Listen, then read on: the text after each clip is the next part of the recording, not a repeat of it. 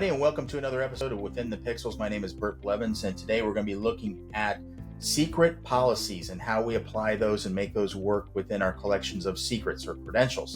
So let's take a look at one critical necessity that we need for applying secret policies. So what we need is we're going to organize our secrets into these folders here. So you can see how I have secrets in these folders here.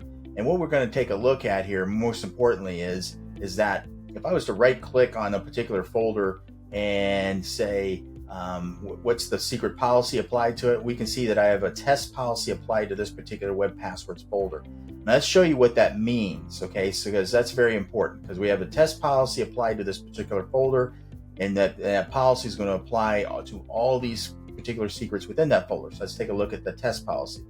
We're going to come into administration, we're going to go over to secret policy, and we're going to click on that test policy.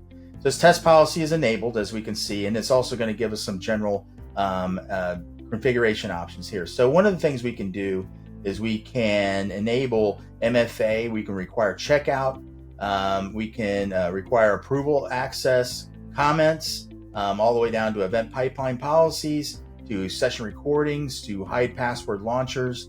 And so we can see that we get a fairly robust set of options there to put in place that will, once that's in place for a particular folder of secrets, it will then apply that policy to each secret within that particular folder.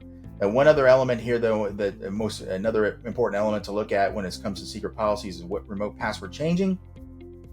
Because we may have our secrets grouped together, which as we should, group together based upon like a like characteristic or a department or some particular compliance component.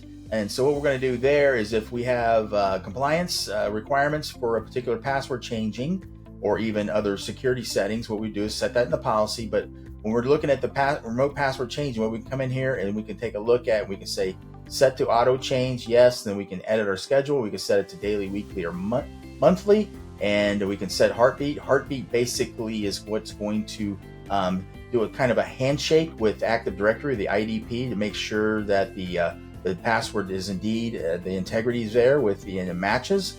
And then we're going to also set the privileged account associated with rotating that password. So this is another important element. So if you have a setting within Active Directory, the IDP, that the user cannot change his own password, maybe that applies to like service accounts and so forth.